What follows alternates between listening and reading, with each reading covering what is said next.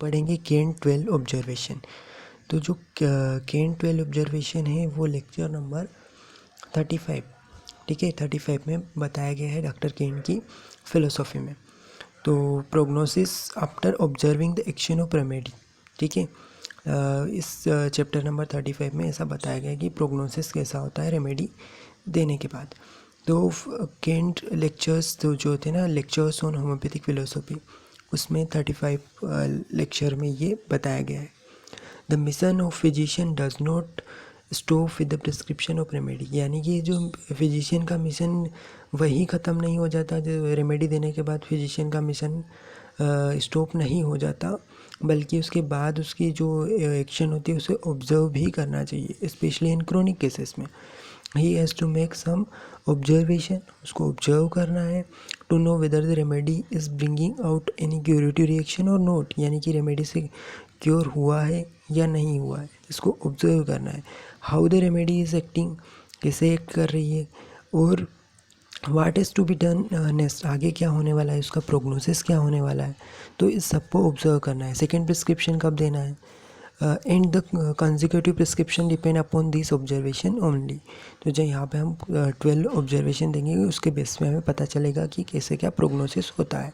The following observation of Kent have given out of much watch fullness long waiting and watching, वही कि हमें wait करना है, watch करना है और ऑब्जर्व करना है। If homeopathic physician is not an accurate observer, अगर होम्योपैथिक फिजिशियन एक्यूरेट ऑब्जर्वर नहीं है तो उसका जो ऑब्जर्वेशन है वो, अगर उसका ऑब्जर्वेशन इनडिफिनाइट है या उसका ऑब्जर्वेशन कैसा है, इनडिफिनाइट है, तो भी वो सही नहीं है, ये उसका मिशन नहीं है, उसे ऑब्जर्व भी करना है प्रिस्क्रिप्शन देने के बाद।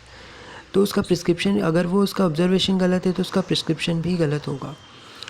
अब symptoms always guide the physician is making observation. After administration suitable remedy the change of symptom, the disappearance of symptom, यानी कि सिम्टम चेंज हुए, डिसअपीयर हुए, या उनमें कुछ एग्रावेशन आया, एम्बुलेशन आया, इन सबको स्टडी करना सिखाया था केन ने लेक्चर नंबर 35 में। तो पहला ऑब्जर्वेशन आप पहले देखते हैं। पहले ऑब्जर्वेशन में केन ने क्या बताया, prolong aggravation and final decline of the patient, यानी कि लंबे समय तक एग्रावेशन है और फाइनली जो पेशेंट है उसका स्टेज डिक्लाइन हो रही है। तो फर्स्ट प्रिस्क्रिप्शन देने के बाद अगर हम ऑब्जर्व करते हैं और physician has to interrupt that the case was incurable, अगर केस इनक्योरेबल है, we have handle a case with unfavourable prognosis, अगर केस इनक्योरेबल है और फर्स्ट प्रिस्क्रिप्शन देने के बाद हमें अनफेवरेबल प्रोग्नोसिस देखने को मिलता है, पैथोलॉजिकल डिस्ट्रक्शन होने लगते हैं, ऐसे केसेस जिनमें कि पैथोलॉजिकल डिस्ट्रक्शन ऑलरेडी बहुत ज़्यादा हो चुके हैं, इनक्योरेबल केसेस हैं, तो उन केसेस में क्या होता है, we have handle a case where the reaction of the vital force is almost impossible, मतलब कि ऐसे केसेस में वाइटल फोर्स तो इतना कैपेसिटी नहीं है कि वो रिएक्ट कर सके, वो वाइटल फोर्स इनक्योरेबल के डिसीज़ में रिएक्ट नहीं करता है, प्राइमरी एक्शन के अगेंस्ट सेकेंडरी एक्शन नहीं देता। तो prescribe antipsoric remedy was deep acting one for the case, यानी कि एंटीसोरिक जो रेमेडी वो डीप एक्टिंग अगर होनी चाहिए। अब स्टेप टू बी टेकन, हमें यहाँ पे कौन सी स्टेप लेनी है, तो एंटीडोट द रेमेडी इमीडिएटली, अगर बेड प्रोग्नोसिस हो रहा है, डिक्लाइन हो रहा है पेशेंट के स्टेज में, तो हमें तुरंत उस रेमेडी को एंटीडोट करना है। द केस इज़ इनक्योरेबल, क्योंकि केस तो इनक्योरेबल है, कभी तो ऐसा हो रहा है, तो सो प्रोग्नोसिस विल बी बेड, इसीलिए यहाँ पे प्रोग्नोसिस बेड आ रहा है, अगर और ज़्यादा बेड हो जाएगा प्रोग्नोसिस अगर हमने उसे एंटीडोट नहीं किया। तो इस लेक्चर का क्या है, इससे लेसन टू लर्न, तो उससे हमें क्या सीखने को मिला कि इनक्योरेबल और डाउटफुल केसेस में हमें हायर पोटेंसी नहीं देना है, हमें कौन सी रेमेडी देना है, ऐसे केसेस में हमें 30 पोटेंसी से 200 पोटेंसी तक की लोअर पोटेंसिया ही देनी है। ऐसे in such cases always start the remedy in 30 potency, हमें 30 पोटेंसी से स्टार्ट करना है, and never repeat dose frequently, यानी कि फ्रीक्वेंटली उस डोज को रिपीट भी नहीं करना है ऐसे केसेस में। अब इसके बाद curative remedy should not be taken, मतलब कि यानी कि हमें यहाँ पे एडवांस केसेस में हमें डीप एक्टिंग रेमेडी नहीं देना है, और साथ में always start the treatment with low potency देना है, हायर पोटेंसी नहीं देनी है और ज़्यादा रिपीट भी नहीं करना है। ये फर्स्ट ऑब्जर्वेशन का लेसन है, ठीक है। तो हमने क्या सीखा फर्स्ट ऑब्जर्वेशन से कि जो इनक्योरेबल केसेस हैं उसमें हमें कौन सी पोटेंसी देनी है, लोअर पोटेंसी, और कितना रिपीट करना है, तो फ्रीक्वेंटली रिपीट नहीं करना है। सेकेंड ऑब्जर्वेशन, अब सेकेंड ऑब्जर्वेशन देख लेते हैं। तो सेकेंड ऑब्जर्वेशन में केंट ने क्या कहा, long aggravation with final slow improvement, यानी एग्रावेशन तो था लंबे समय तक, बट उसके बाद स्लो इम्प्रूवमेंट आना चालू हो गया। इससे क्या पता चला कि जो इस ऑब्जर्वेशन ये इंडिकेट कर रहा है कि डिसीज़ जो है क्योरेबल स्टेट में, यानी अभी इनक्योरेबल नहीं है, क्योरेबल स्टेट में ही है डिसीज़। ज़्यादा पैथोलॉजिकल चेंजेस या ऑर्गेनिक चेंजेस नहीं हुए हैं, एडवांस स्टेज में नहीं है डिसीज़। तो the tissue is in the beginning stage, tissue change जो है वो बिगनिंग स्टेज में है। वाइटल फोर्स जो है वो रिएक्टिव पावर है, वो रिएक्ट करेगा। Hence the aggravation has lasted for a long time, इसीलिए एग्रावेशन लंबे समय तक रह रहे हैं। Followed with final slow improvement, इसके बाद फाइनली इम्प्रूवमेंट आना चालू हो जाता है, पर धीरे धीरे आता है। तो we have given the curative remedy in right time. If the remedy was given a little time later the case would have advance further and cure would have been impossible, यानी कि इसमें ये बताया कि अपन को क्यूरेटिव रेमेडी देनी है सही समय पर।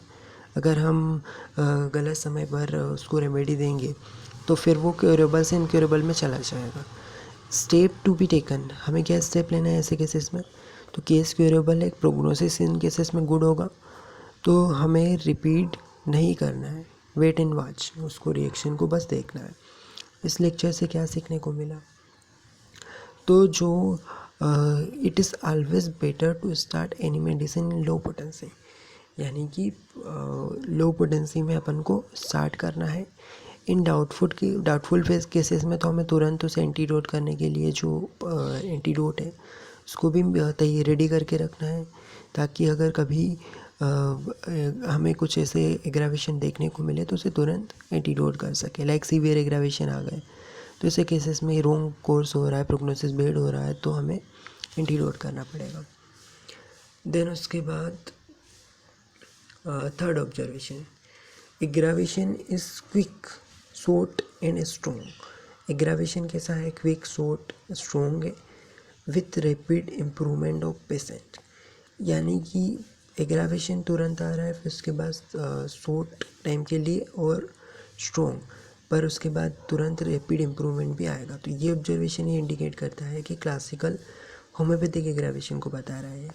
It is the most favourable condition any homeopath would like to observe, यानी कि इसमें होम्योपैथिक एग्रावेशन को बताया है, सिलेक्टेड रेमेडी जो है करेक्ट है, और इम्प्रूवमेंट जो है वो लॉन्ग लास्टिंग रहने वाला है। तो देयर इज़ नो स्ट्रक्चरल और tissue changes in the patient, यानी कि यहाँ पे पैथोलॉजिकल चेंजेस ज़्यादा नहीं है, स्ट्रक्चरल चेंजेस नहीं है, प्रोग्नोसिस अच्छा है, गुड प्रोग्नोसिस है, और केस जो है क्योरेबल है। अब स्टेप टू बी टेकन, तो इन केसेस में हमें पेशेंट जो है वो उसका केस जो है वो गुड कंडीशन में, हमें वेट एंड वॉच करना है, रिपीटेशन को स्टॉप करना है, stop any repetition of remedy. इस लेक्चर से क्या लेसन मिला, quick short and strong aggravation is one that bring a long lasting, यानी कि अगर क्विक शॉर्ट स्ट्रॉन्ग एग्रावेशन आया है, उसके बाद लॉन्ग लास्टिंग इम्प्रूवमेंट आया, तो ये केस जो है क्योरेबल है।